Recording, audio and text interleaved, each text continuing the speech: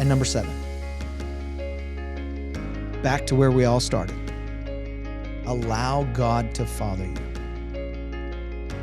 My biggest appeal to you today is to first allow God to father you. We need his perfect parenting, especially where there has been a lack in our own life with our parents or people in authority.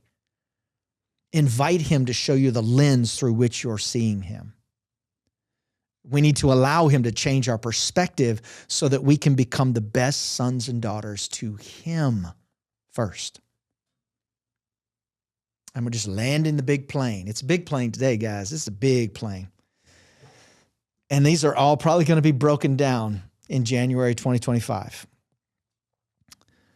Because Dallas hasn't fallen asleep yet. So I think we're on to something with this. I think this is pretty good. Is it pretty good, Dallas? Great. He gave me this. I think we're good to go.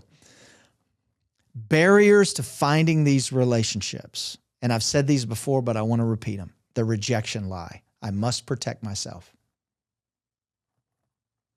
We guard our hearts. We guard our minds. But man, when you go into self-protection mode, nobody gets in. The fear lie. I must hide myself, isolate myself. I'm the only one. Man, that's so destructive. It took a man that was on top of a mountain seeing one of the mightiest miracles of God happen. And he's under a tree and he's doubting himself. And yet the tree wasn't enough. He went into a cave and wanted to die. One of the most powerful prophets the world has ever known now wants to die alone, isolated in a cave. I must hide myself. The performance lie. I must prove myself.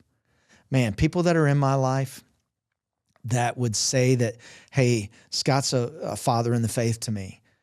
Man, I don't ever want them to feel like they have to prove themselves to me.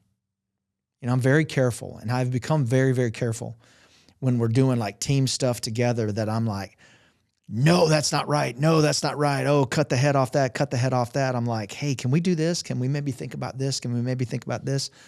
I don't want them to be like, oh, I got to prove myself. I have to prove myself. Look, there's stuff we just got to do, guys, and we need to do it with excellence. It's not going to be perfect, but we do need to do it with excellence. But we don't want that. I must prove myself. There's the blame lie. I must defend myself. It's not me. It's not my fault. It's got to be somebody else or something else. And then there's the control lie. This may be one of the most deceptive. I must do it myself. And here's what happens.